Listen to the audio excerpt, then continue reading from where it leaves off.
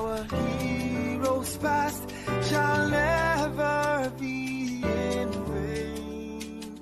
To serve with heart and might, one nation bound in freedom, peace and unity. Hey, that's so. Yeah, yeah. Oh, yeah, yeah.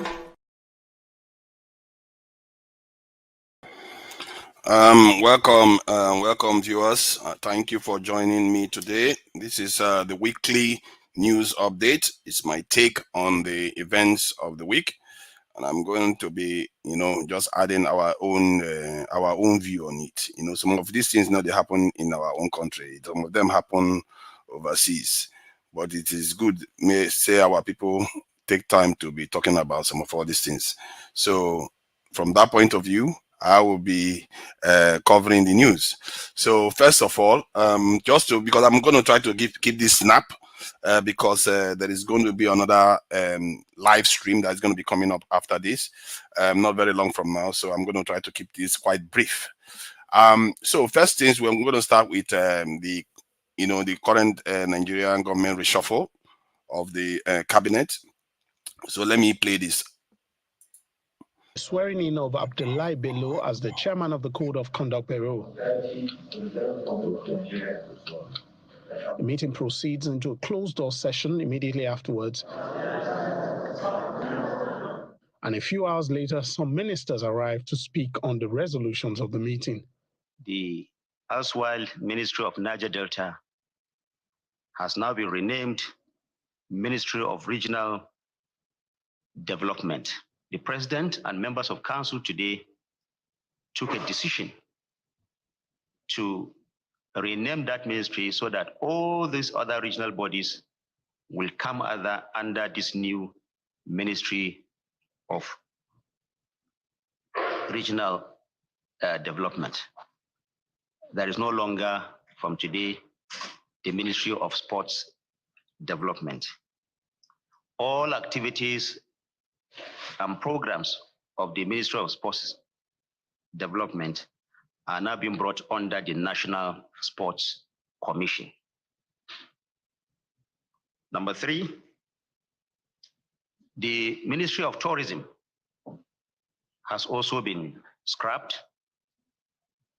Activities of that ministry are now being brought under the Ministry of Arts, Culture, Tourism, and Creative Economy. I wonder what people think about that. That ministry will now be called Ministry of Arts, Culture, Tourism, and Creative. A few minutes after the ministers leave, the special advisor to the president arrives with more developments. The president has approved the immediate implementation of 8 far-reaching actions to reinvigorate the administration's capacity for optimal efficiency, pursuant of its commitment to deliver on its promises to Nigerians. In addition to the developments earlier outlined by the Minister of Information, the special advisor announced new portfolios for some ministers. The Minister of State Education, Honorable Dr. Tanko Sununu, is now Minister of State Humanitarian Affairs and Poverty Reduction. The Minister of State Health, Dr. Olatunji Alausa, now Minister of Education. The Minister of State Water Resources, Barrister Bello Goroyo, now Minister of State Works. Minister of Niger Delta Development, Honorable Abubakar Momo, now Minister of Regional Development. And the Minister of State Steel Development, Ubame Geri Amadu, now Minister of State. That is interesting. The Minister of Niger Delta Development has been moved to Minister of Regional Development, which means he is now in charge of the development of all regions. Interesting. Regional Development. Minister of Industry, Trade and Investment, Dr. Doris Uzuka Anite, to now be the Minister of State Finance. The Minister of Sports Development, Senator John Eno, will now serve as Minister of State Industry, Trade and Investment.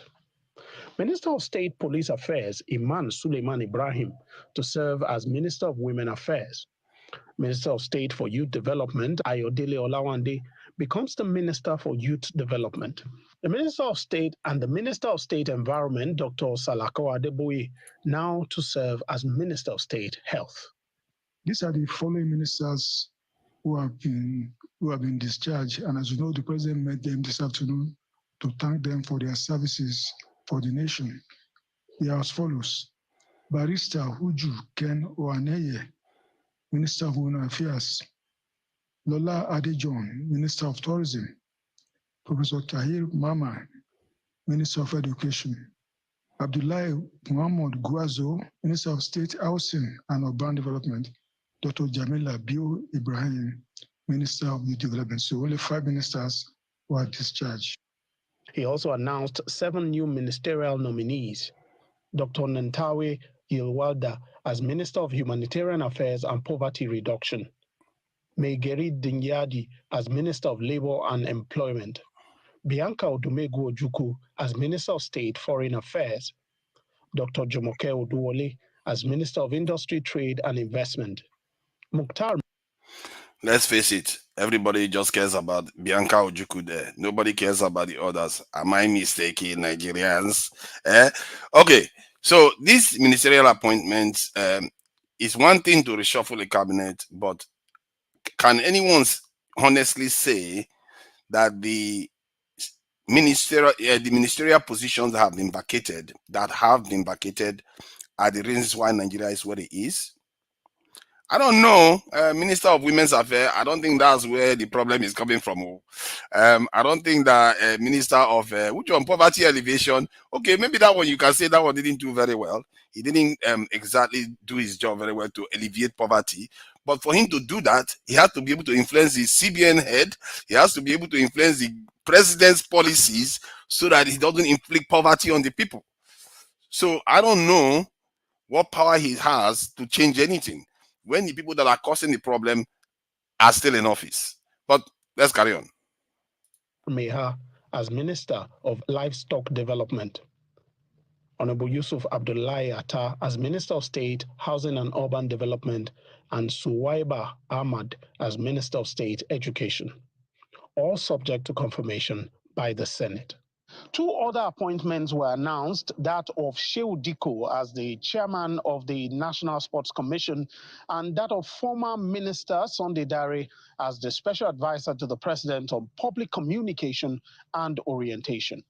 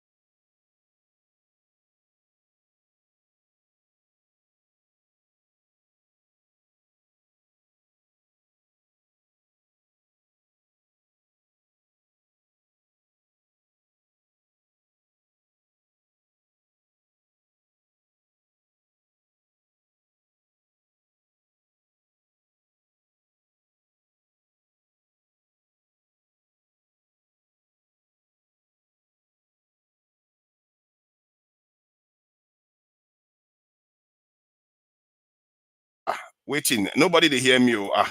Sorry, my people. My people, sorry. This is terrible, man. I don't know. This equipment is quite tricky to operate. I'm just talking and talking and talking, and nobody heard me. Shame on me. Okay, so I will speed through it. Speed through what I just said. I was talking about Ojukwu. I really need to be reading the chat, because sometimes when nobody's hearing you, you can be able to be corrected. I'm sorry, guys. This is my mistake. I should know better. I will do better next time. So my take on the reshuffle is that the people that they replace, and it's not going to make much of a difference, because they are not the ones that cause the problem we are facing right now in Nigeria. The ones that are causing the problems is the CBN is one of them. Minister of Petroleum, well, nobody can argue that now. The NNPC people have been causing a lot of trouble.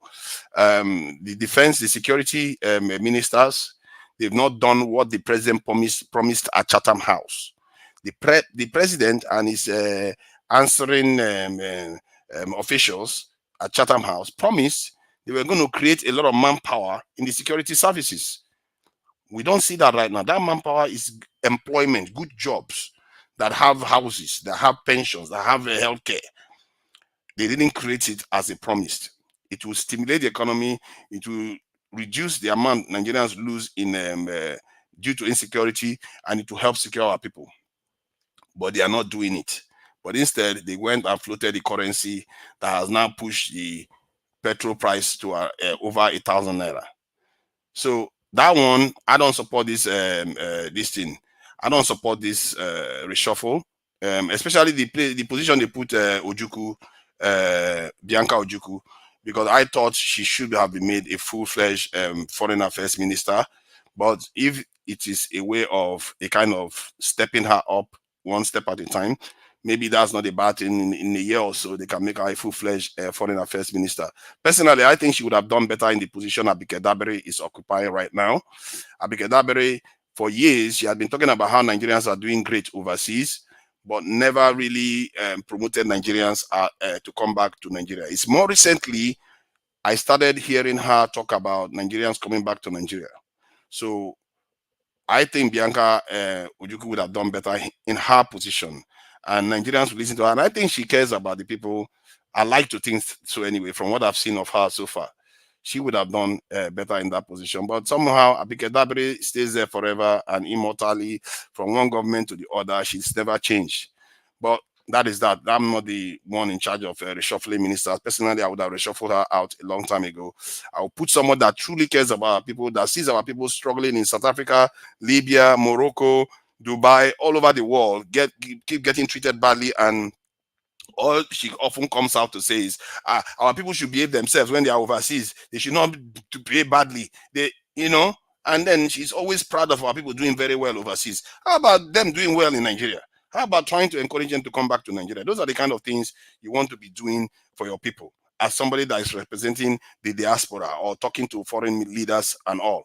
If you look at some of the news I'm going to cover coming soon, you're going to find that other countries are out there doing stuff. Our nation, we just seem to be asleep on the wheels. We are not doing anything. We're just sitting there. And now I think the Commonwealth is having a meeting. So I'll be covering that again today. So, but that said, I'm not very happy with the reshuffle, because these guys are not the ones that cause the problem of Nigeria. They are not the ones that are going to fix Nigeria. The ones that cause the problem of Nigeria, they are still very much there.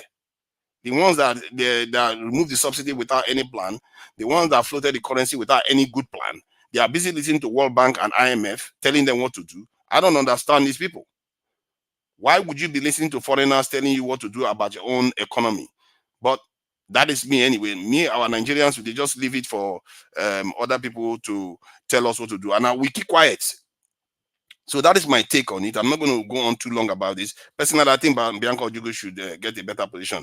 Yeah, Bianca's position is better than Abike's current role.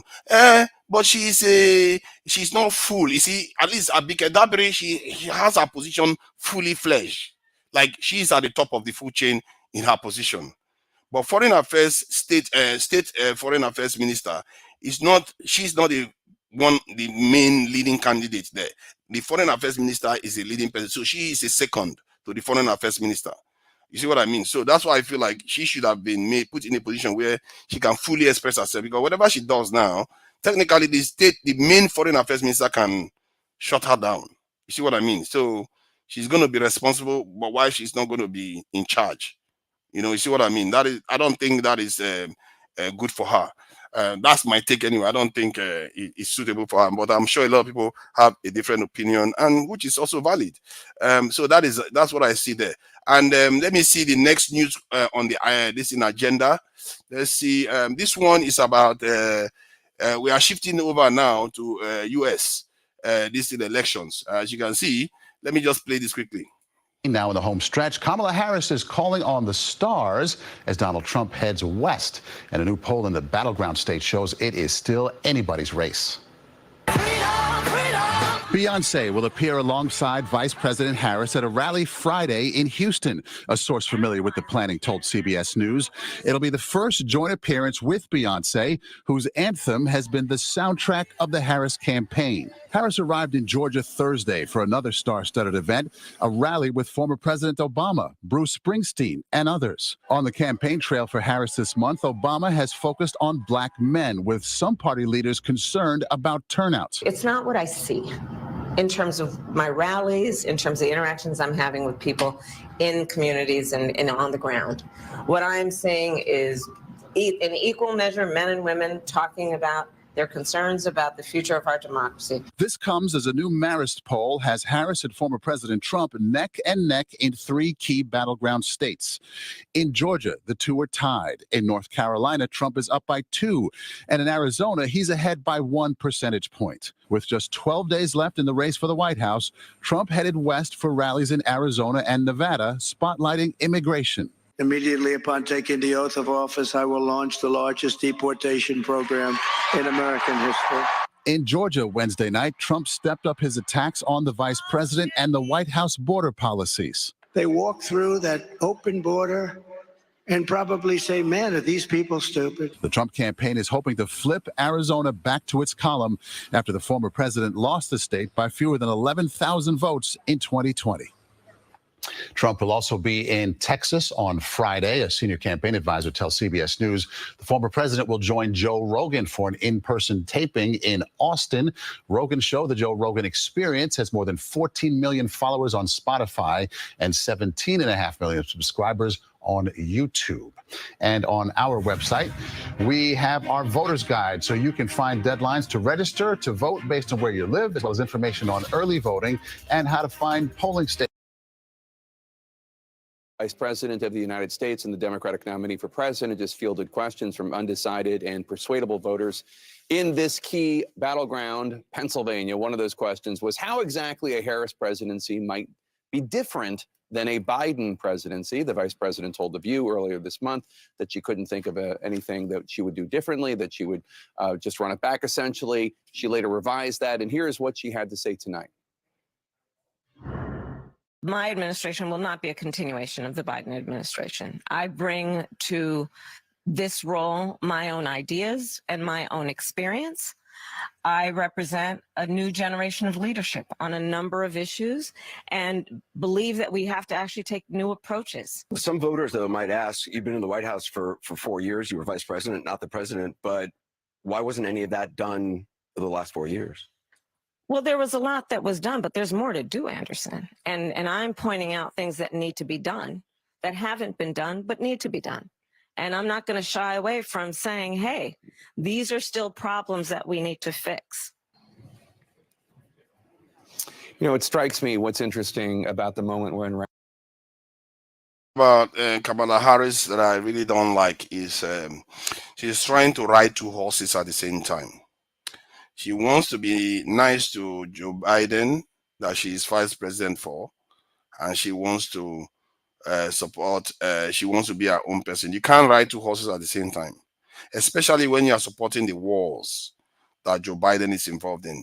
And you know, she knows that most of our supporters are the younger voters that are against all these things. They don't like the Ukraine war. They don't like the Israeli war. They don't like the support America is giving to Israel. They don't like the support America is giving to the Ukrainians. How do you expect to win when your own supporter that you are supposed to represent, you are doing things against their wish?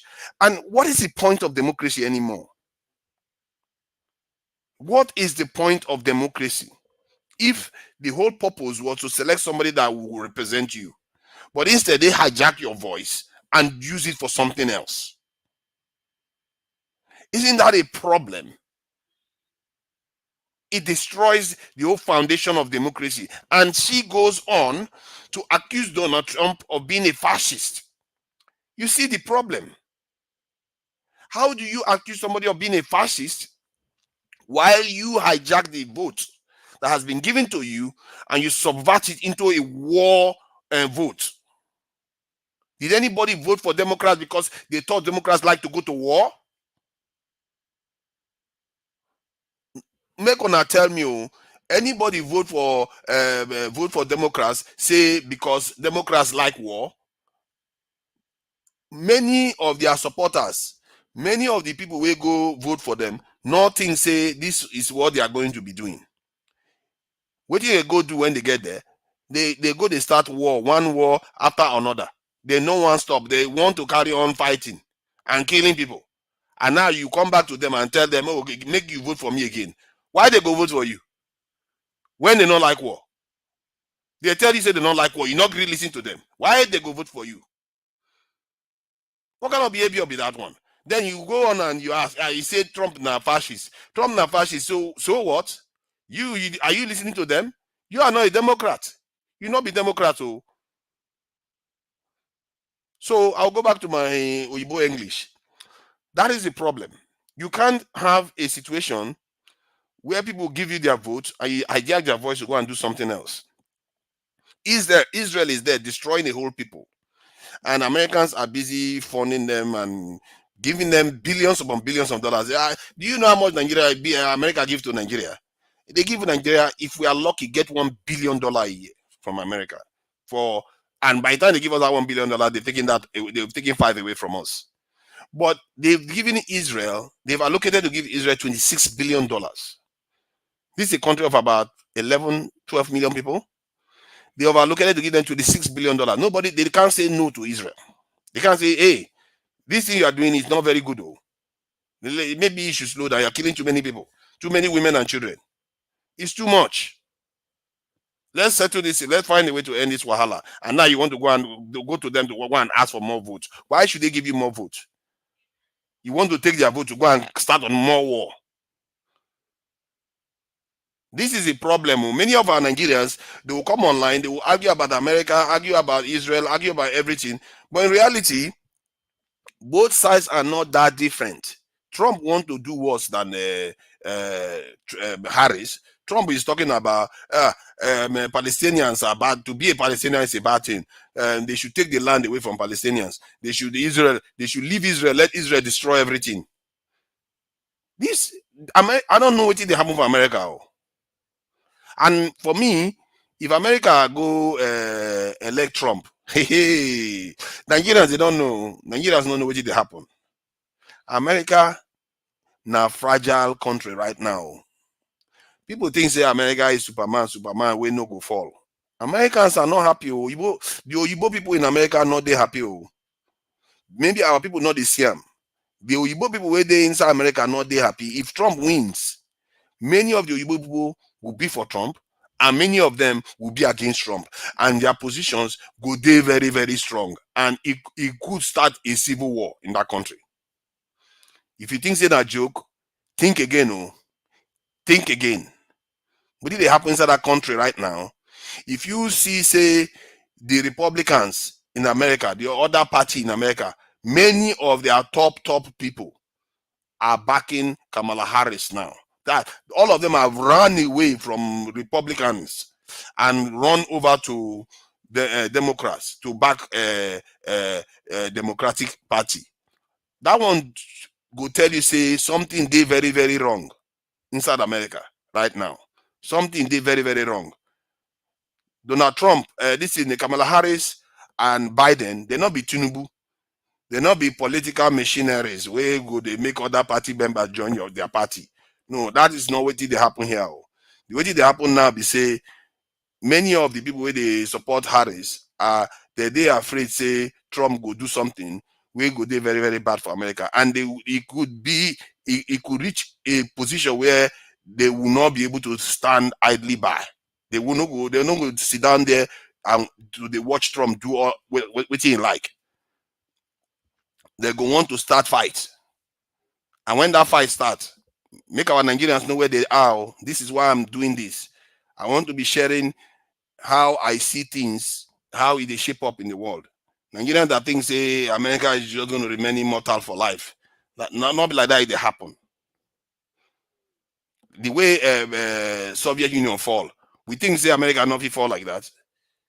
He thinks say now God make am with the hand. America, Soviet Union overnight. People thought things say Soviet Union go last forever. Before you know it, overnight everything came down because they have divisions inside, and that kind of divisions are the same now inside America. Make Trump win now, and I go clear. You will see what they are they talk. So that is that on this in presidential election, and I don't think the Democrats deserve the vote of their followers because they betrayed them. They betrayed their supporters. They betrayed their communities. They betrayed the Muslims of America.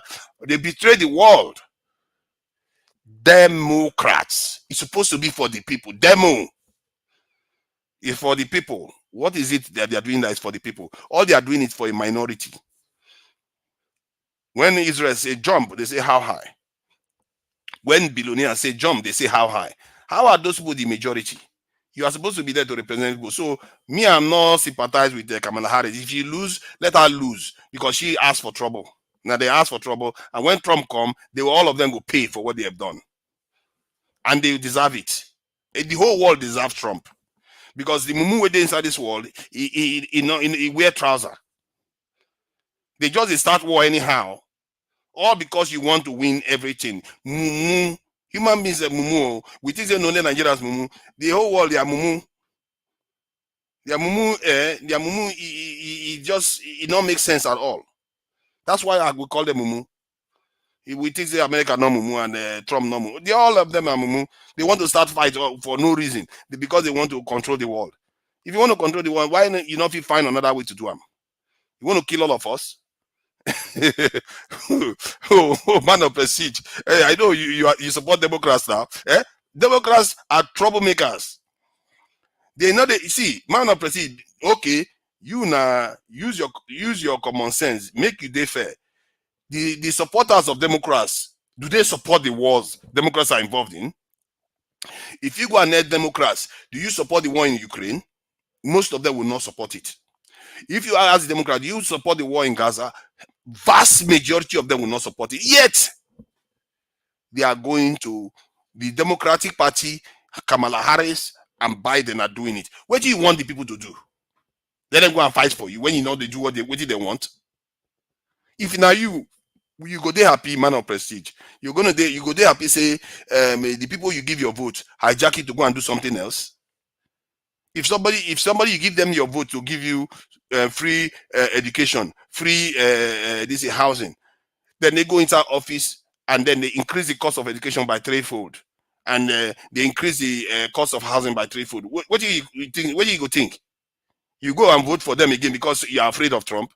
They deserve what they are going to get. Every single one of them will deserve what they are going to get. Democrats and Republicans are like all the ones that have been betraying the people over and over again. Say whatever you like about Trump. It's not likely to betray his own supporters. It's not likely to betray his own supporters. And whatever he's going to do for his supporters, it may not be good for us. So, make I tell you right now, it may not be good for black people. It may not be good for the world. But he's going to do what he said he was going to do. Democrats are the ones that created the problem in the first place. Most of America voted for Biden. And when they enter office, then he just go and keep starting wars and one war after another. Yeah. They deserve what they will get. And I think the Republicans are going to win this time. Every day now, all she keeps saying is fascist, fascist, fascist, fascist. You are the one going to war. You are the one making sure that these journalists are not able to report. If journalists say one thing wrong, you pull them away from YouTube. You pull them away from Facebook. You pull them away from Instagram. You pull them away from, they can't do TikTok. Otherwise, they will pull them from TikTok too. They keep pulling people, they keep censoring people. If you are on the news, you question the Israeli officials, they pull you away. What kind of mumu situation is this one? You carry kind of mumu situation carry on, and when people decide say they want to turn against you, you start wondering that these people are supporting fascists. You are worse than fascists. That should tell you something. You are even worse than fascists because at least they are not pretending who they are. Trump is telling you what he's going to do. He's telling you how useless he is, how horrible he can be. But you, the Democrats, they pretend as if they are good. That's what makes it painful.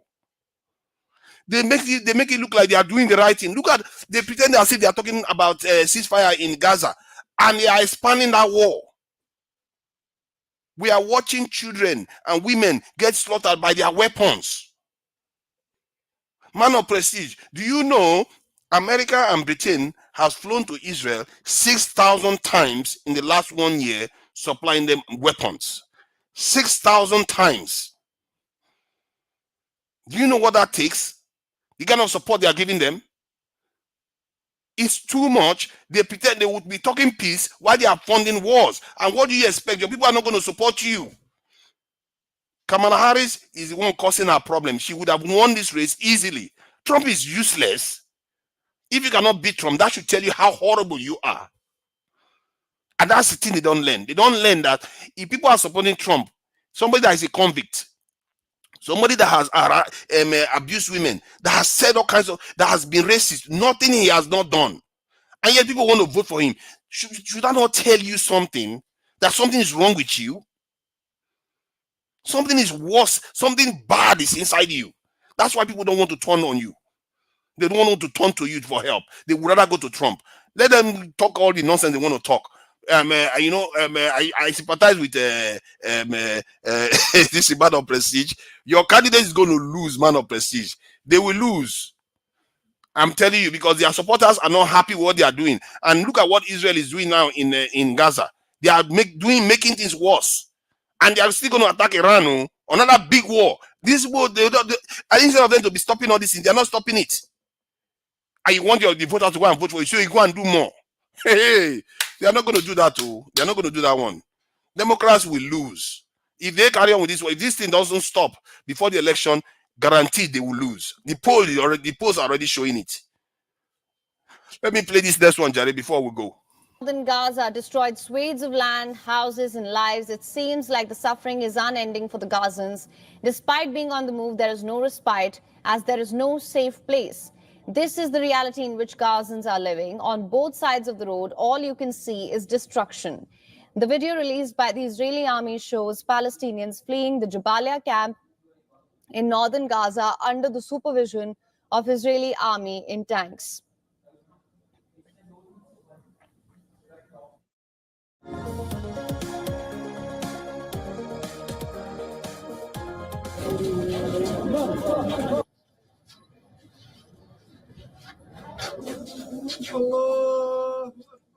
According to Gaza's civil defense agency, more than 770 people have been killed in the north of the territory since Israel launched an assault. In the Nusrat camp in central part of the Gaza Strip, where people displaced were sheltering, an Israeli strike killed at least 17 Palestinians, including children. The Israeli military said it had hit a Hamas command and control center embedded in a compound formerly used as a school in Nusrat. طبعا هذا مركز إيواء أو إن فيه تقريبا سنة ولا وفيش فيه لا مسلحين ولا أي حاجة. So if let's do this. Let's say there were Hamas people in the command and control center in the refugee camp. Can Israeli soldiers not go there and surround the building and tell everybody to come out one by one? Why do they have to bomb the whole place and blow the whole place up? On and on, this is happening over and over again. They are killing civilians left and right, claiming that there is a bunker, there is all kinds of stuff. They just say there is a Hamas command and control center, as if it's some kind of sophisticated Hamas control center. At this stage, Hamas control center will be like a walkie-talkie, and I don't even know what is a walkie-talkie. I think they are probably using thread now. They will put thread inside this thing. You know how we do this when we are smaller? You put thread inside cup, and the person, the other one, pull the thread to the other side, and they will be talking to each other. That's Hamas command and control center. That's what they have now. And they are blowing everything up for the sake of Hamas and control center when civilians are the ones getting killed. You know, and it's not right. And the Democrats, they are going to pay for all these problems that they've created because they are the ones funding all this war. They are the ones supporting it. They are the ones that don't have the courage of their conviction to stand by their voters and say, no, we can't support this. This is not what we elected into office to go and do. But we'll leave that for now. Let me go back to this one that is going on in BRICS, because BRICS summit happened this week, and most of the world was thinking that it's going to fail. After all, Putin is isolated. Putin is a war criminal that is being looked for by the ICC, and Putin is fighting a war in Ukraine. Guess what? The world leaders went there. All of them that were due to arrive there went, including Saudi Arabia, that is supposed to be friend of America. People were thinking that before the summit that Saudi Arabia may not even go, but Saudi Arabia went. That should tell you something, that people are getting tired of the Western way of doing things. They talk from both sides of their mouth. They will say they want freedom of press. They will be the first to censor the press. They will say they want peace. They will be the first to be funding wars. It's all about power. I've been telling our people this thing. It has always been about power. It's not about ideology. It's not about religion. They want power. And this is Putin now, because the other side of the world are beginning to see that this is not right too. Even India was there. All of them. South Africa. Where is Nigeria in all this place? But a new announcement came recently that Nigeria and 12 other nations have been brought into BRICS as a kind of partner nations, they call it. I think that's the state you are in first before you actually join the organization. At least I'm glad that Nigeria at least trying to make its way through the door. Nigeria, I don't know why we are so backward internationally. We are really backward internationally. How is it that South Africa is punching above Nigeria? When it comes to strategic organizations, Nigeria is behind South Africa. Nigeria is behind Egypt. These nations pack a bigger punch than Nigeria on the continent. Let me list the nations that have a bigger punch than Nigeria on the continent. You know, many of us like to talk about Nigeria being the giant of Africa. Let me give you one. Ethiopia punches above Nigeria internationally. Egypt punches above Nigeria internationally. South Africa definitely punches above Nigeria internationally. And the fourth one, I think, is Morocco. They punch above Nigeria internationally. We don't have influence. You don't see Nigerian leaders coming to this type of organization. The only place we go to is UK, US, France, and of course London. We have to answer present in London, otherwise the whole world will collapse. That is the only place we show up. Why are we not showing up in all these arenas? And look at all the nations that are showing up there. They are the ones doing better. All we keep doing is Commonwealth, running to London, running to America. That's all we do. Our leaders, they have one issue, they run to these countries. They don't even want to stay inside their country to do their own reshuffling of cabinet. One of the reasons they said Tinubu went to London for during that period, well, because he is worried that the people are going to disturb him politically in Nigeria. So he went to London. This is really, really backward thinking. Some of our leaders, and our elite class, the culture that they cultivate is the culture of that nation. This is why our country doesn't move forward. No matter how much our youth want to do, if that elite class carry on like that, things are not going to change. They have to start becoming more expansive, going out, trying to make their way in the world. Nigerians are going to back them. Nigeria is not a small nation. Why are we acting small? And Nigeria is very, very important. Why is South Africa ahead of us? When it comes to Nigeria, South Africa took Israel to International Criminal Court. Can Nigeria even try anything like that? I don't even know I don't know whether our lawyers are capable of doing this. I don't know whether we even have the lawyers anymore to even represent the continent or even the world. South Africa was leading the world at a point. There was a time Nigerians used to be very, very proud, but these days it's like shame is our second name. We just go around, everybody just rise roughshod over us. The only area we are standing right now is Afrobeats, really. Let's face it. It's Afrobeats and maybe a little bit of Nollywood. The rest, they just keep insulting us everywhere we go. Even if Nigerians are individually doing very well overseas, we don't translate that into a national identity that enables Nigeria to represent itself overseas where they can be proud of. You know, I don't know what people think about this, but our people really need to start opening their eyes to the world. And this is one of the reasons why I'm doing this live update, so that I can give you our own take on these things. Because Nigerians don't talk about this type of things. Even the news channels, they hardly talk about it. They will just cover it as an event, and that's the end. They don't say, where is Nigeria in this? Why are our leaders not going there? Why are our leaders not representing us there? Why are we not even leading Africa? You know, if Nigeria goes to African Union and say, you know what, African Union, you have to organize your entire African continent. When you want to go into this type of organization, go there and represent the 50-something African countries. Your voice will be a lot stronger. But no, you don't see that. Everybody going on their own, running small countries, running on their own, like headless chicken all over the place. Where has it gotten us? Poverty, sufferhead, disrespect. Low. Our children grow up every day having the inferiority complex because other nations are proud of what they have been able to achieve. Waiting Nigeria don't achieve so far. All we keep doing is running from one country to another, looking for help. When we have our own people, like lions, we just decide to send them to sleep. Let them go and ride Okada, go and get married at 16.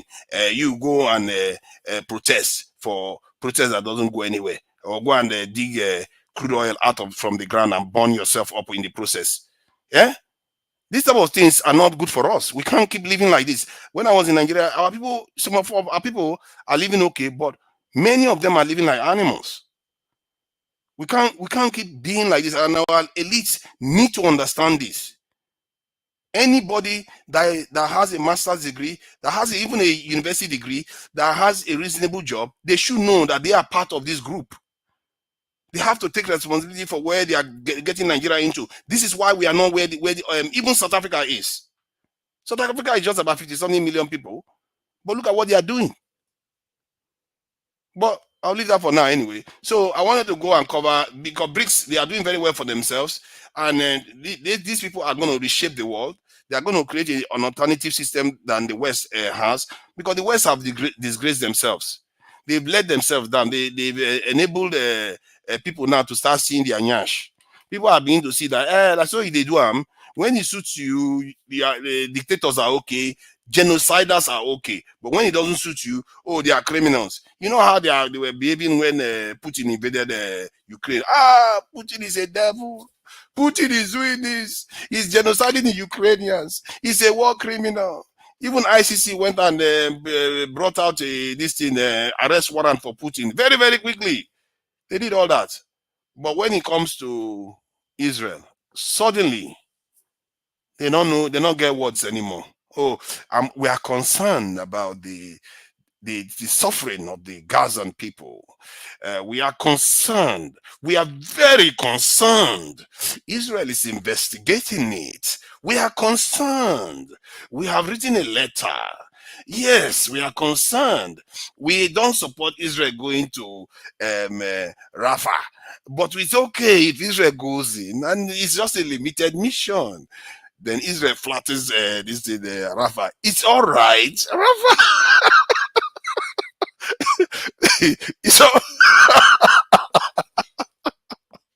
It's almost comical if it wasn't very serious. It's almost comical. We are concerned that they are blowing up civilians. We are concerned. We are going to investigate it. Israel is investigating it. Oh, and America was shot in the head. What do you think about that? We are very concerned. Nobody should go out and protest and get shot in the head. We are waiting for an investigation on how the bullet ended up in our head. Oh, we just learned that Israel said the bullet ricocheted from the ground and hit her in the head. And we are also concerned about that because nobody should go to protest and get shot. But what are you going to do then? We are still going to supply the weapons. We are still going to give them $20-something billion. It matters little. This is what has destroyed the West's credibility. It has destroyed it. And people can now see what happened during the peace talks in the 90s. They know how to drag things on. They will say, we are negotiating for peace. While Israel is acquiring more land, we are negotiating for peace. While Israel is carrying out assassination attacks constantly. On and on. This keeps going on, and you won't let the people go free. And you say you are for peace. When China attacks its own citizens, the Uyghurs, you say, oh, Chinese are terrible people. They should question them. They should take them to court. But at least the Uyghurs are Chinese. They allow them to vote. They allow them to do everything. But in the case of this is Israel, they don't allow the Palestinians to participate in the state. They won't let them stay. They won't let them go. That is the problem. If you are going to let them go, let them go. If you say you are worried about your security, did they not attack Lebanon now? So because Lebanon is a nation, they're not going to attack it because Lebanon is a nation. Allow the Palestinians to become their own nation, and if they mess up, you attack them. If they attack you, if that is your problem. After all, Jordan is not this thing. Jordan is right next door to Israel. Jordan is a nation. It's Arab. Did they attack Israel? They didn't attack Israel. Jordan used to control that area that they call Palestine right now. They are not attacking Israel. So why is the Palestinians different? The only submission you can arrive at or conclusion you can arrive at is they want the land. That is the whole purpose of the whole exercise. They want the land, and they've said it over and over again. It's not even like they're hiding it. But Democrats pretend. Republicans pretend as if they don't know what they do. But the Democrats are holding them accountable because Republican voters support Israel. They support Israel religiously. So you can't necessarily hold Republican voters and politicians accountable for that. But Democratic voters don't support cruelty. They don't support unnecessary wars. So why are their politicians supporting those things? If you are defying your voters, you deserve to get what is coming to you. Just like our politicians. If you defy your voters, you deserve what is coming to you. All these politicians that are supposed to be opposition party in Nigeria that are not doing their job, they deserve what they get. If they get Tinubu 100% next time, they deserve it. Because they didn't do their job. They didn't go there to fight for their people that voted for them. Many of these Labour Party members are going to this in the House of Assembly now. What are they doing? What are they doing now that they are in office? You don't see them fighting the government too. Then tomorrow now they will expect to get votes. Then when people vote for Tinubu, they say the Nigerian people don't know anything. You are not fighting for the people. They don't see you fighting for them. And the same thing is going to happen to the Democrats. Watch what happens in 2 weeks' time. It's going to happen to them again. If you keep defying the people that support you, don't blame them when they don't support you anymore. They sit at home instead of coming out to vote for you. Why should they fight for you when you didn't fight for them? You didn't fight for their position that they voted you into to defend. So that is the situation. Let me just play this one quickly. You know, this is a 2 minutes video of world leaders arriving in this. Look at Egyptian president. This is Egyptian. This is African. This man is an African president. As a matter of fact, he's a dictator. He came into office, slaughtered a lot of innocent civilians. He killed more than 2,000. We are talking about NSAS. This guy killed more than 2,000 people, end up in office, and he gets 97% of the vote. Nobody's complaining. America is his friend. America gives him billions of dollars of weapons support every year. We don't even get that. That's what they give to this guy, Sisi of Egypt. Let me just play this. Were sweet treats on arrival for world leaders in Kazan. Recognition, perhaps, that some needed their visits here to be sugar-coated. Vladimir Putin doesn't seem to mind, though. He has what he wants. The company of more than 20 heads of state who have come to Russia for the BRICS summit of emerging economies. And the message from the Kremlin is loud and clear. The West's efforts to isolate Russia haven't worked. Its strongman leader is only getting stronger. it shows something about the weakness of the sanctions regime. There was a lot of exaggerated sense as to how essentially the West was strangling on Russia. And many countries are frankly not willing to play those games. And it highlights the degree to which in this incredibly complex, multi-connected modern world, it's very hard to actually isolate any country. Top of the agenda here is an alternative platform for international payments. It's an attempt to sanction-proof Russia's economy. And according to Vladimir Putin, it'll help fix the world's problems. We have assumed responsibility for the future of the world, not in word, but in deed. We are exerting a truly positive influence on global stability and security. Ukraine and the West would argue very differently, but there's no sign of the West here this week. As the host of this summit, Vladimir Putin is trying to turn the BRICS group into a powerful rival to the West, both politically and economically. He sees that as the foundation of what he calls a new world order. The trouble is, not everyone here shares his anti-Western sentiment. Some members are trying to play both sides and are here to pursue their own interests. India is one example, but they still weren't willing to criticize their host. Did you tell Vladimir Putin to end the war in Ukraine? No, I'm sorry, I can't. How can we? Well, next time, please. Next time. Was the war in Ukraine a topic you discussed? Next time, please. Next time, please. Is anyone criticizing the war in Ukraine here? Next time, please. Next time. The heightened security hints at that bigger picture. Kazan airport was forced to briefly close ahead of the summit because of a drone threat. But all that's being glossed over by Russia's president, who's enjoying the global spotlight.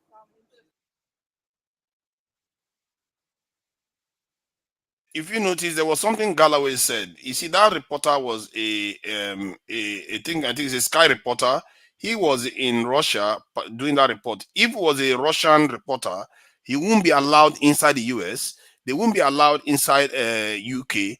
This is the thing that Galloway was revealing today, that in the West, they talk freedom, but they don't actually practice it. If you defy them, they won't allow your people to come there and do news. Like even Israel now, what is going on in Gaza, they don't allow international journalists in. How does that even make sense? And if it was Russia that was doing this, they would be the first to say, "Oh, you are a war crime, you are a dictator, you are not." Man, the West, they just destroy their whole credibility. Now, I just want to round up with this so that you guys can have your say. I just saw something. This video was about a year ago that they released this song. I played this video on one of my live stream. I think that was how many months ago? 11 months ago. So that's just about a year ago. This song was released in Israel. And that was when people started seeing, people that saw these things started seeing that there's going to be a genocide there. That this is not a joke business. That these people are looking to genocide this. Look at what they said there. In another year, there will be nothing there.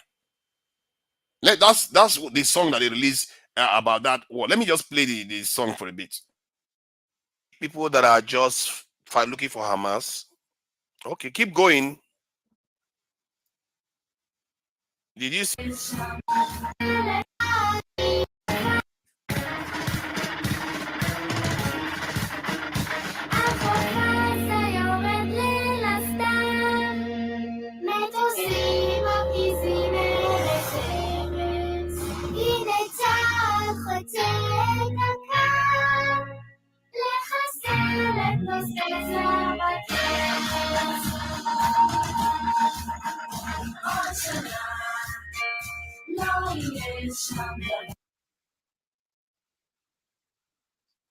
Did you see that? Are you reading this? In another year, there will be nothing there. Does that look like a people that are just looking for Hamas? Okay, keep going.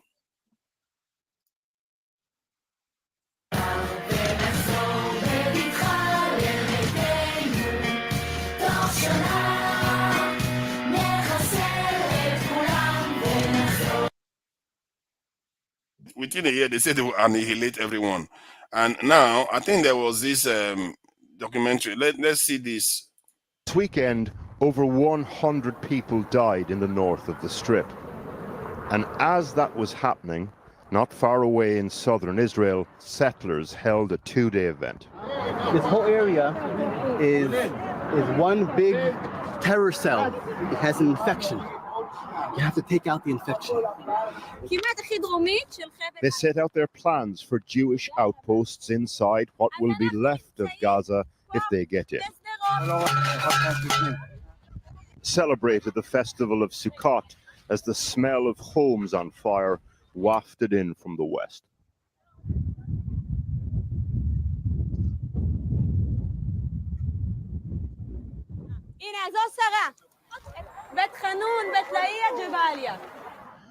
We spoke to one of the organizers. What you're about to hear is hate speech. We decided to broadcast it because, as you'll see, these people have some very powerful friends in the Israeli government. That is when you have a cut in your body, and that cut, it has an infection. You have to take out the infection. When you take out the infection, then it'll be clean again. In terms of cleaning out this infection, as you call it, what would you like to see happen to the over 1 million Palestinians that live there? I think there are many nations, including Ireland and England, who would welcome them to come and live in their mass deportations to other countries. Yeah, just like happens in Ukraine, in Russia, and any other place in the world you have a war. Does that idea not offend? Does that idea of mass deportations and cleansing the wound not offend your sense of Jewishness, given your people's history? No, because when the evil is so bad, you have to do something with it to make peace with evil. That has very dark historical resonance. That sentence you've just said. In terms of Jewish people, right now, the dark I know was what would happen a year ago here in Sderot. That was very dark. That evening at the main event, settler families set up their sukkahs overlooking the strip. There's been an exponential rise both in the number of settlements and in violence directed by them against Palestinians in the West Bank since the October the 7th attacks. These people see the war in Gaza as the ultimate supplanting of Palestinians there.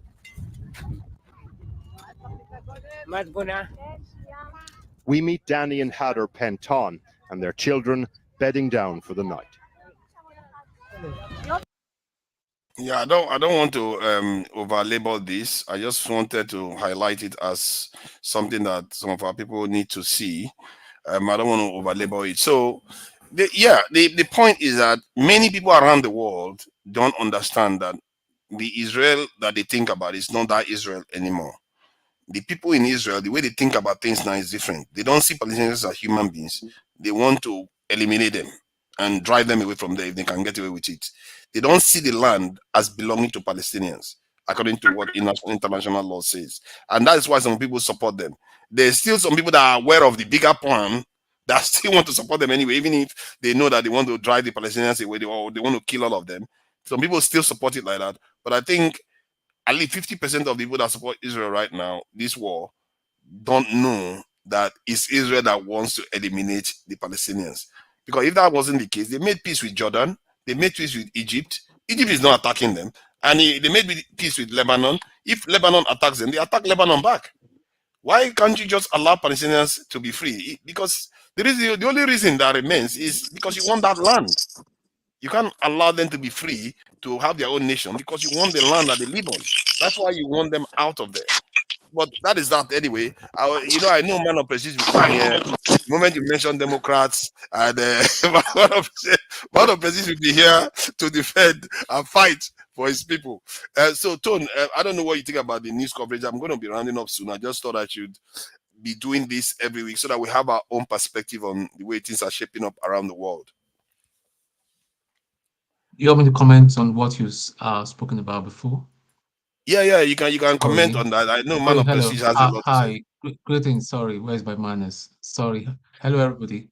Okay. Welcome. Starting with the reshuffle of some of the ministers. I think it's an bullshit from Tinubu and his clowns. I mean, you're sacking 5 people and you say replacements. It's not replacement. It's just increasing. You're increasing the number by 2.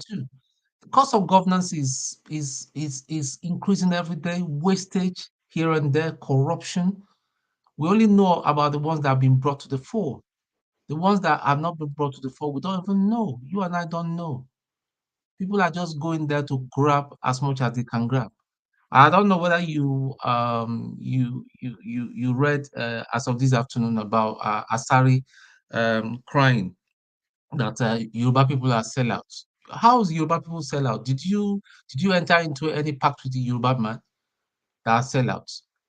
Just because Tinubu did not give you money, he said he emptied his bank account when Tinubu won. Anyway, listen, we're not ready. I keep saying it and I will keep saying it. That's why I've just decided to take a back seat and just pop in my popcorn and enjoy myself.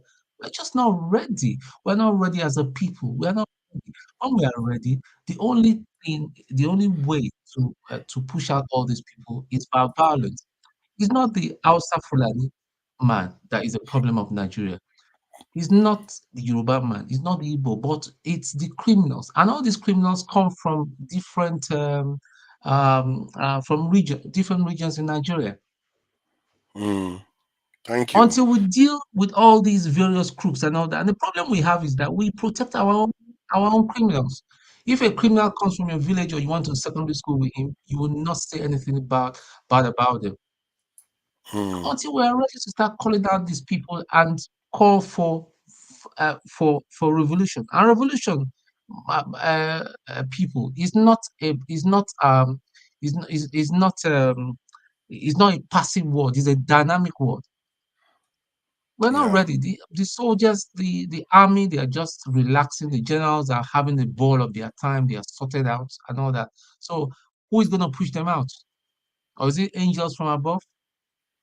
God does not play that way anymore. I wish that God plays that kind of. Well, can they not be changed? Like the middle classes and the elites in Nigeria, amongst them, if you start changing them, because if let's face it, most nations that get transformed, I'm not sure it starts mostly from the working class. It's still there are people in the elite class and middle classes that believe in that goal, and they join with the working class to supplant the elites.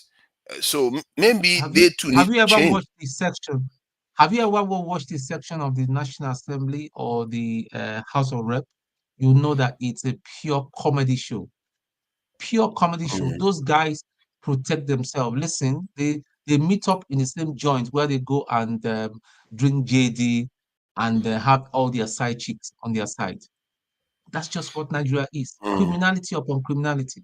Look at what they are talking about, whether this one is gay or whether it's not. From Pibrisky now, they are saying that whether this person is gay or this person is not gay. So, see, listen, Nigeria, I'm not trying to be a pessimist. Nigeria is finished.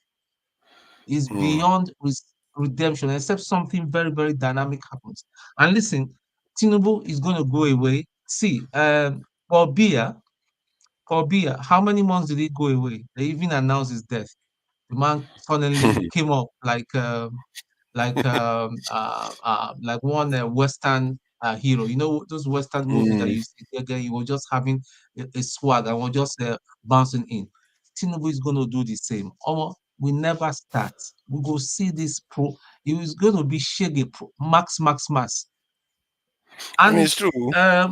going to the American election. The American election, Trump or Harris or whatever, all of them are bad. All of them are bad. But my thing, I look at it differently. What is because they say when America catches a cold, the rest of the world sneezes because their policy affects half of the world. I, for one, I think Harris is useless. She's just a laughing jackal. She's useless. She's got no clue. They're going to use her to further um, um, promulgate war across, and we don't need a war at this point because they are just prodding. Because they listen, they know that the chances of Putin deploying Nukes. nuclear weapon is very, very slim. But don't go and prod a man the day he will be so pissed off. It just takes one mistake and all that. All of most of us will be gone. Even when Yeah. you survive, you even thank God that you even prefer that you're dead, because listen, we're going to die. People that will manage to survive will die of radiation anyway. Food will be poisoned, water will be poisoned. So what's the point? Do you think Mm. Putin does not know this? He knows this. Putin is a man that is enjoying life. He's about 70 or 71 right now. He wears his designer suits and all that. He enjoys the finer things of life. So I don't think the chances of him deploying that nuclear weapon is very, very slim. But all I'm going to say is it is the people, the people pushing for the new world order that I am concerned about. And these are people that are influencing America. These are the people that are influencing the United Kingdom. And these are people that are sort of influencing Africa. Yeah. They are the ones. There are some invincible hands that are even Tinubu that is misbehaving. I'm sure that he's getting backing from Of course. from Britain. So Yep. the thing is, and this is to my brother, man of prestige. Good afternoon or good evening, whatever time it is in your place. It's not about Democrat for me or Republican. It's about somebody that still um has a heart for humanity. And if we have a heart for humanity, we'll not be bombing Palestine the way they are being bombed. Yes, I know their leaders are criminals. So that's the thing for me. The world is corrupt. The world is rotten and corrupt. People, all they care of is money, money, money. The leaders of Palestine, where are their Mm. children and their family? Most of them are in the UK, and the UK is keeping them. Yep. My university here in the UK, and most of them have got links to all their leadership and all that. They're enjoying a political protection here, so they can't touch them. And yet you see our ministers here will come and say, yeah, blah blah blah blah blah blah blah, but they are supporting the war. When Yeah. Ukraine actually wanted to stop the war before it got out of hand, do you know our Prime Minister Boris Johnson went there and told the guy, you can't surrender. We have to push it. Why? Obviously they want to sell their weapon. Yeah. Most of the males there are dead. America, what did they do? They released prisoners, told them they were going to go and work as security and all that. Most of the people that are fighting for Russia are criminals, prisoners. Imagine. Yeah. And let's not forget about is it Prigozhin, Wagner. Who was Yeah. he? But when he wanted to buy the hand that fed him, that put him up there, he was taken out. That is the world we live. Thank you. Yeah. Thank you, thank you. I appreciate that. I agree with most of your this thing. Although, just for clarity, we don't support violent revolution in Nigeria. With Dr. Damages, I mean, doesn't. And personal opinions are personal opinions, and people are allowed to hold them. All right. Man of prestige. I know, Democrats. they, they roll in your blood. Maybe if you had so much passion, you should go to Kamala Harris's office and tell them, stop funding Israel's war. Stop funding Ukrainian war. If they do that, they could stick with its election. That is what is weighting them down. So please welcome, man of prestige. Let me know what you think about it, because the polls are suggesting that they're about to lose. Okay. Let me start. Thank you very much. I'm driving. I'm about to going home. It's a little bit after 1 here. I don't know. It's probably, I think we're like about 7 or 8 hours behind you all over there in London. But having said that, I park just to talk to you. You see, I'm driving, but I decided to park before I get home. Um, I'm going to start from the global politics to American politics, then back to Nigerian politics. I'm not going to take that much time. So let's talk about the geopolitical part of your narrative. And I will give you 99%. I don't give anybody 100%. I will give you 99% of what you said was right when it comes to geopolitical, aspect of your narrative. you perfectly make sense about how the Westerners, the Russian, and everything. And let me tell you a story. This is in reference to I was getting a massage one day. You know, me and my wife. She was in a different room, and I was in a different room. I don't know how politics managed to come into narrative. The person that was giving me, massage, was a Russian lady. So she's very vast in Nigerian, somehow Nigerian politics, but mainly in religion. So that's how we got into politics. And he told me something about Putin, you know, that we cannot speculate. We don't know. I mean, this is a Russian lady that loved Putin. So I asked him if everything is right, in Russia. This was about 2 weeks ago. And she was very honest to me. She said, yeah, I like Putin and he has been ruling. And I said, how come he be winning about 90% of the vote? That one, he told me that it was rigged.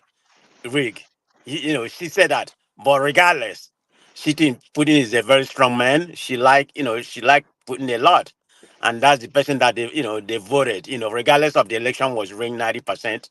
Whether it was rigged or it wasn't rigged, Putin was going to win. But it may not be 90%, maybe about 50, 60% or whatever. But normally politics range. So anyway, having said that, everything you said about geopolitical, how the Westerns, of course, who comprises of the West, Europe, England, and America, of course, America is their leader.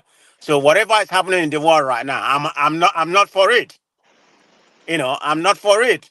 But I think you all are missing something. I mean, everybody keep on here talking that Democrats started all this war. If Trump was there, that couldn't have happened. I mean, in my own strictly opinion, I completely disagree. Because if Trump was in power, Trump is an ally of Netanyahu. I mean, Netanyahu love Trump more than Biden. An ally of can you hear me? Yes, we can hear you. I can hear you loud Okay. and clear. Netanyahu would love Trump more than he loved Biden. So that's a fact. And if Trump was in power, when it comes to that Israelites, Trump wouldn't have stopped the Palestinians coming over there and kill more than 200 or 300 people. So that's just the plan. They've been planning that for many, many years.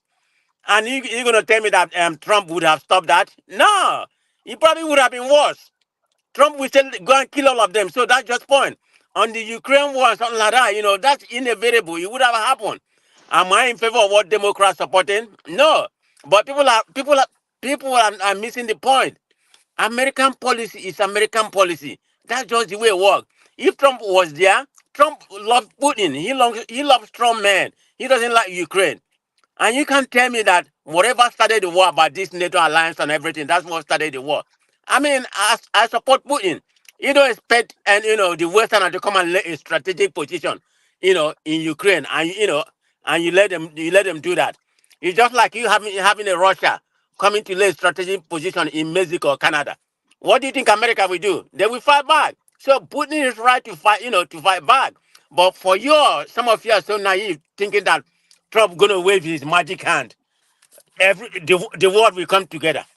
It doesn't work like that. But let me ask though, Yeah. do you see the issue with how people feel about it? Because most Democratic voters are No, I'm against coming. what I'm coming. Democrats I'm are talking about doing. the geopolitical aspect. Then I'm gonna go to American politics because he made a lot of comment about American politics. But let me finish my summation about geopolitical aspect of it. I'm just saying my own narrative that the war would have still be there. Let's assume Trump win right now. It's not going to stop.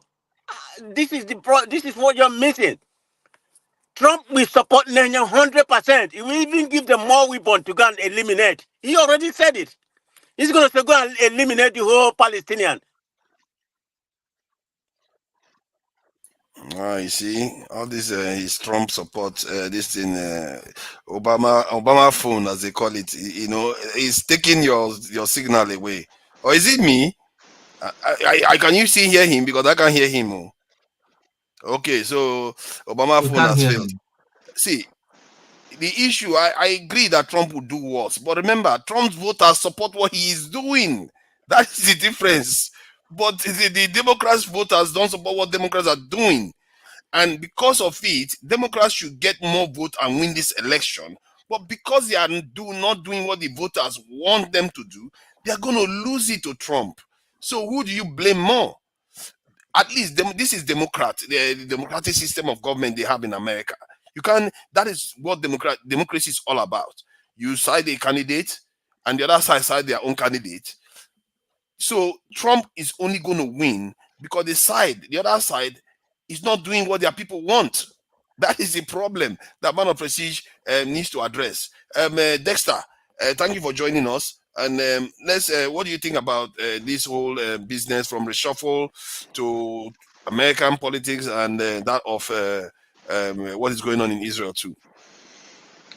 Thank you, forefathers and everybody that joined the panel and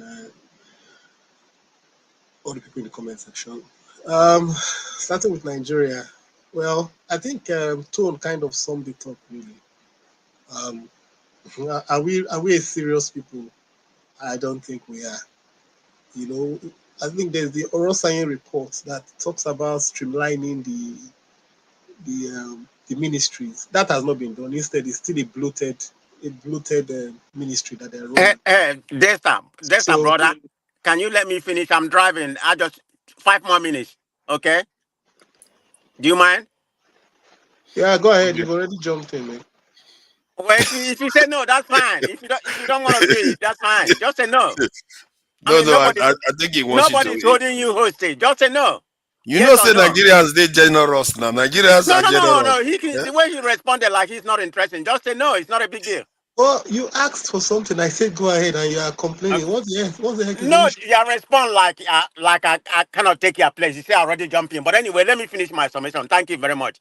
So, on the geopolitical zone, like I was talking about, it would have, if the Israelites this war wouldn't stop because Trump is going to support Netanyahu 100%. I don't think Netanyahu is playing politics right now because he doesn't like the Democrat. So let's call it what it is, So I mean, it just the way it's going. I don't know what's going to happen. So that's a fact. I just don't come here and say nothing. So let me pivot to American politics.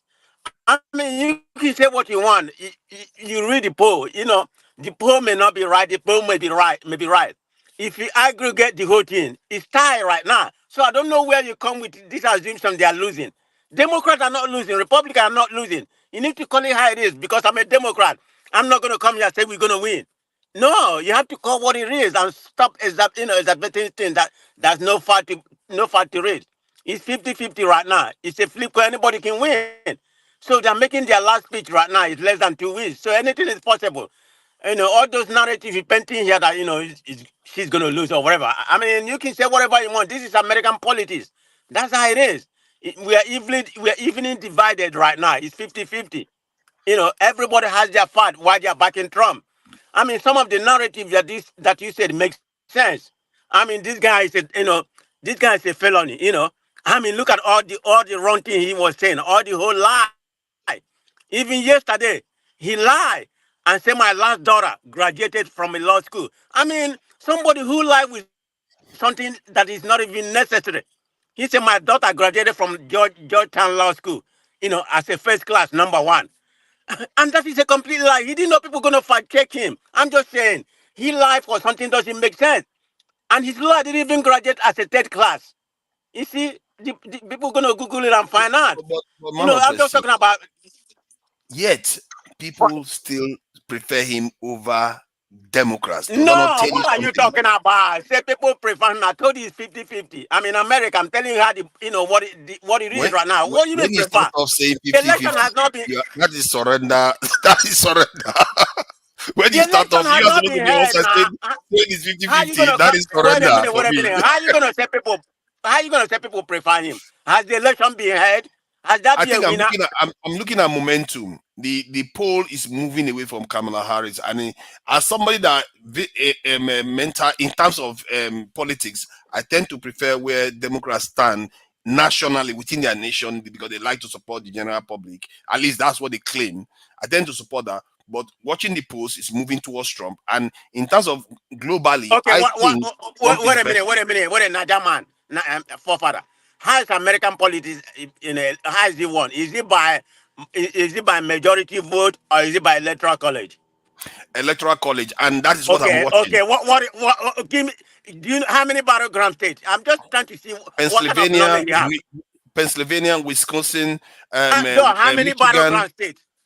About 6 or so battleground states. Seven. Okay. Yeah, 7. Okay. Okay. So the others, I'm not paying attention to them because the ones that I think are going to decide the election, Pennsylvania, Michigan. If Democrats don't take any one of No. if they lose any one of those, they are gone. Wait a minute. Don't say what you don't know. Okay. Sometimes, just swallow your pride. Somebody who has more knowledge. I'm not saying I'm an expert, but somebody who has more knowledge needs to educate you. Just swallow your pride. I'm not. Yeah. I'm a Democrat insider. My wife is. I just follow my wife. So let me just spoon here. I know we have Democrat has their own internal poll, so they know what's happening. My wife is very privy about whatever is happening. It's pretty much anybody's game right now. You can't say that she's lost or she's losing.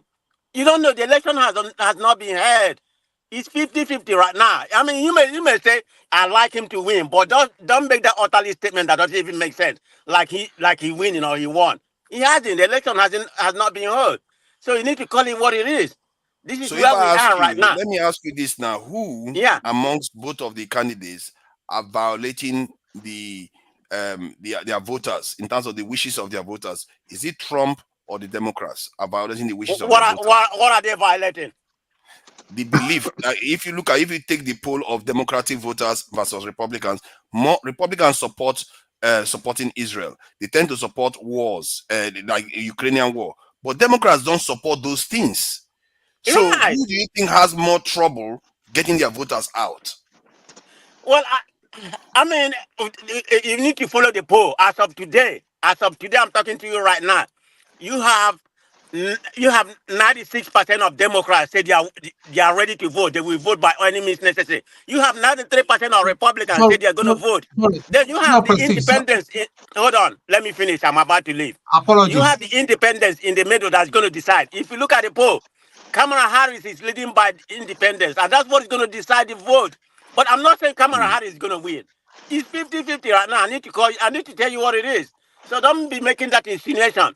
I mean, the poll has been wrong many times. So, I mean... that sounds like surrender to me, When you start off saying... Why did she lie about her grandmother? Why would she lie about what? Her grandmother. She lied about her grandmother. I don't... Oh, okay, hold on. How many lies has Trump... how many lies? Address that. Just start one. Because you're making it as if Harris never lied. No, I lie. Nobody hasn't lied. But you need to lie. You need to make sense with your lie. Like yesterday, lying about the daughter being graduating with first class. When the record is there, I'm just saying some of the things that he said. And now he's saying that America is a shithole country. I mean, imagine America. So I'm not saying Kamala Harris hasn't made a mistake, but you need to call it what it is. Stop saying what you don't know. The poll is 50-50. It can go that way. Nobody's losing. I mean... Whenever I say that, it makes me laugh. Nobody's losing. Somebody's going to lose.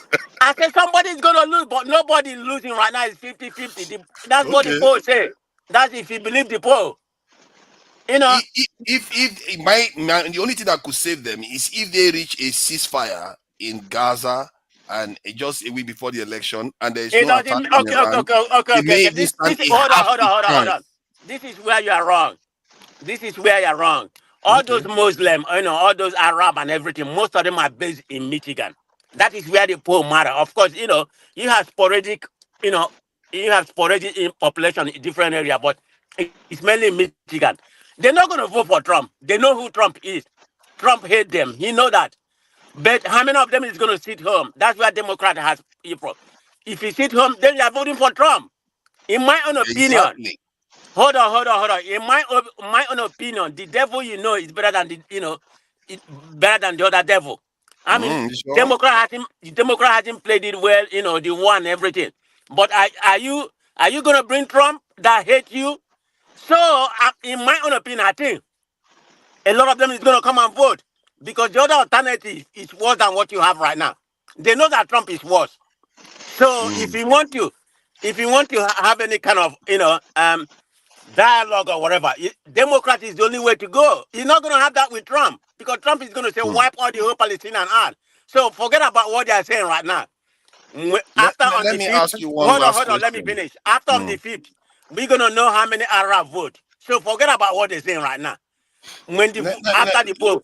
Let me ask you though, do the Democrats think, or do Americans believe that Kamala Harris lied about her grandparents somehow, one way or other? Do you believe that there was a lie told in that matter? And, before I made that comment, because I'll be going home, or next time when we come back, I'm gonna go dig out the file because I've had it before. I've never really, give that much attention to what he said about the grandfather. I know the Jamaican is, the father is a Jamaican, who migrated here. They are all scholar.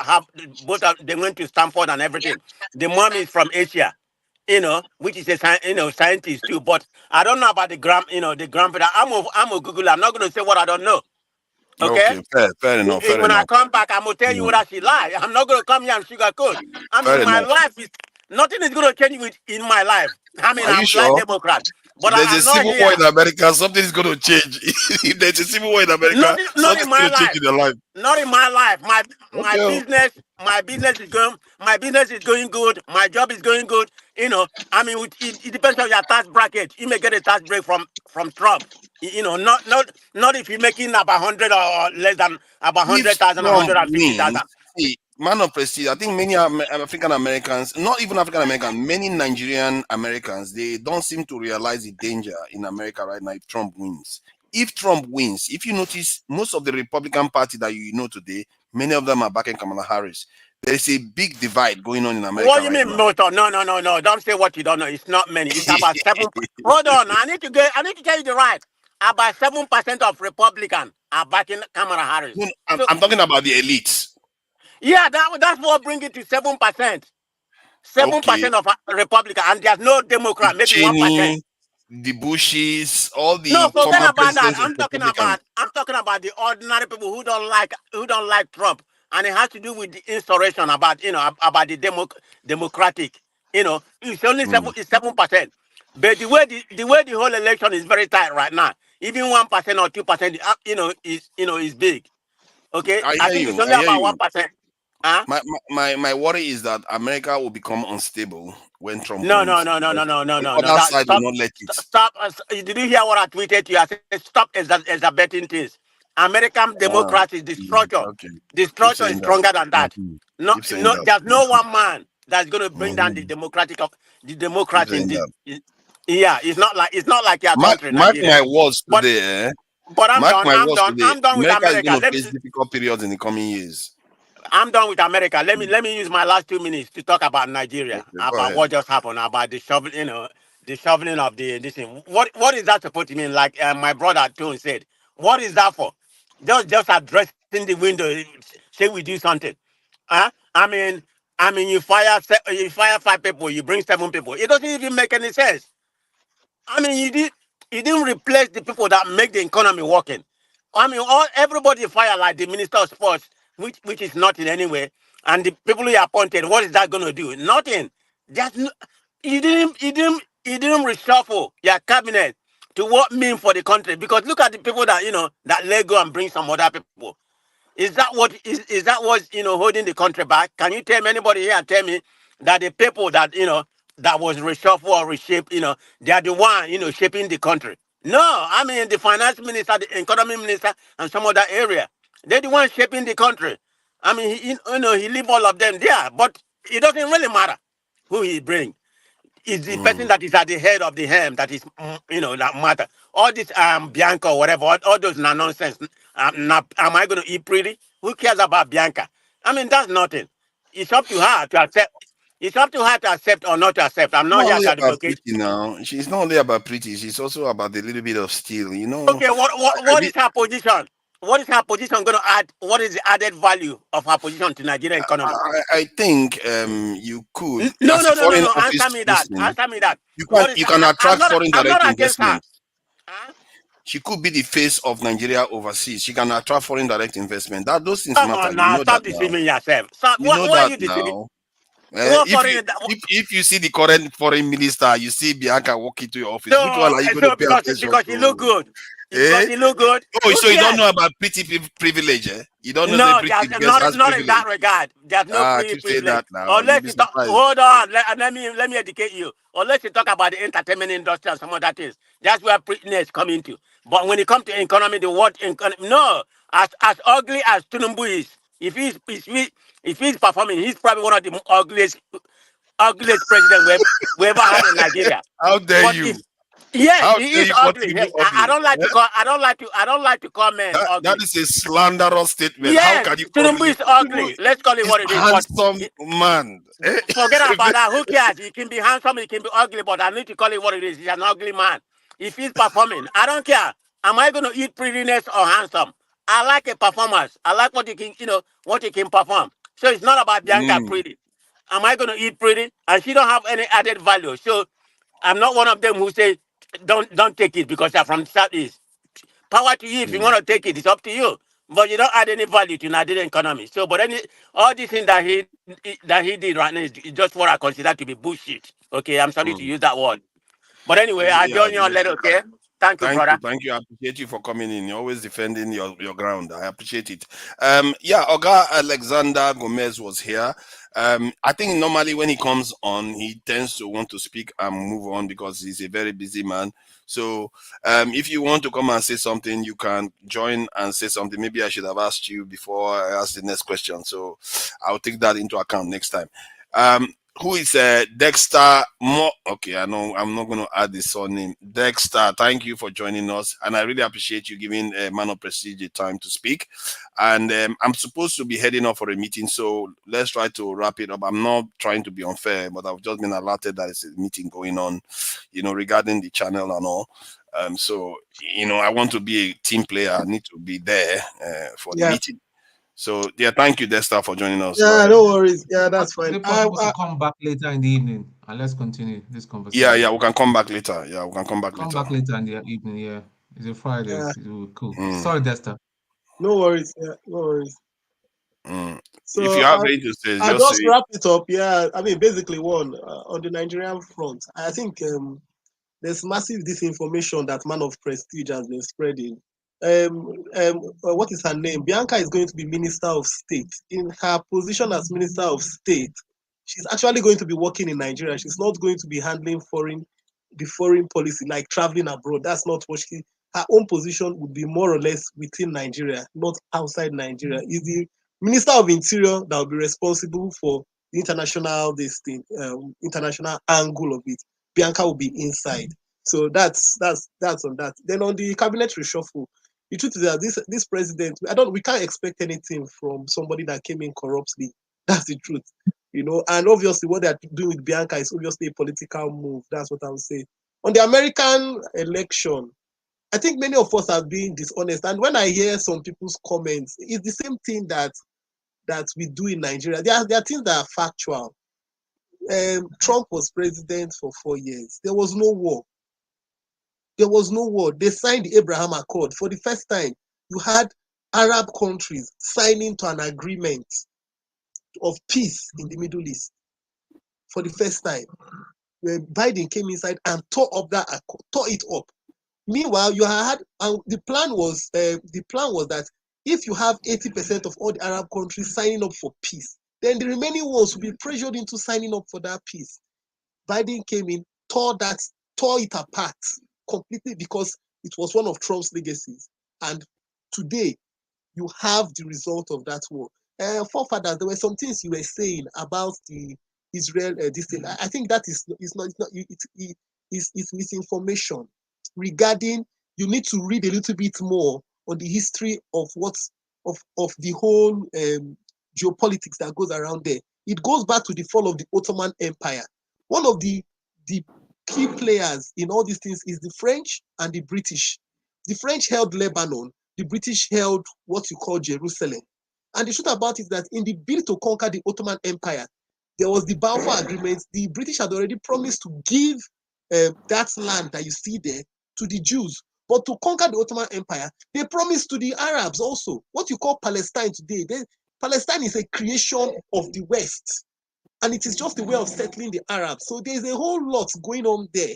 You know, there's a whole lot going on there. And you talked about the Palestinians not being allowed. Do you know that Egypt, do you know that the Jordanians don't like the Palestinians? Because when they had them in the West Bank and they had them in Jordan, they caused a civil war. They wanted to overthrow the king of Jordan. Egypt, that is border with Gaza, doesn't want the Palestinians. Even Kuwait don't want the Palestinians because they are troublemakers everywhere. So we need to look at the Palestinians had Gaza since 2005. They had Gaza. Now, what did they do? They rather built tunnels and look, instead of building schools, they built tunnels and were building bomb shelters. You know, and so I think people should do, if we do more digging, you get to understand it's not about what we see. Actually, it's not about what we see. We need to read more and understand the geopolitics going on there. That's what I would say. So we should not just spread that information of, oh, it's like this and it's no. I don't think we should. I don't support the killing. I don't support killing of everybody. But just about, Tone, you have been in the military. In the war fronts, there's no, once somebody is your enemy, the person is your enemy. That's the reality of it. You know, once the person is your enemy, the person is your enemy. So I know they have rules of engagement, but the truth about it, a lot of what happens in the war front is not actually said. It's not actually said in the public space. That's what I have to say. Thank you. I think we'll probably make a discussion out of what you just said. Are Palestinians a problem? Are they the problem, the people of Palestine? Because that's basically what you just did now. You describe Palestinians as the troublemakers. Oh, I think I should call Palestinians are they troublemakers? All right, Foley, we've got to be rounding up. I'm sorry, I don't know whether you can make your statement in about, try to keep it as brief as possible so that we can round up. All right, brother. You can move on. We'll join you in the evening. We'll join you back in the evening. I really All right. appreciate that. I appreciate you. Thank you.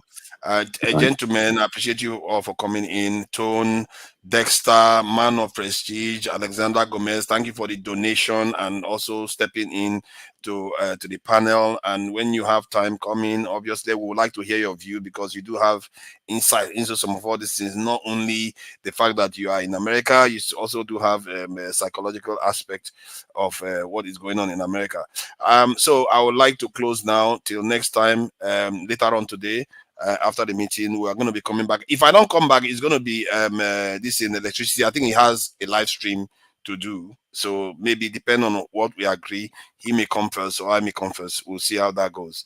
This is what happens when you have to, there are a lot of programs coming in. The point is that you'll be able to have conversation. I will join the conversation too if I'm not the one hosting it. So thank you all for joining us. Till next time. Bye.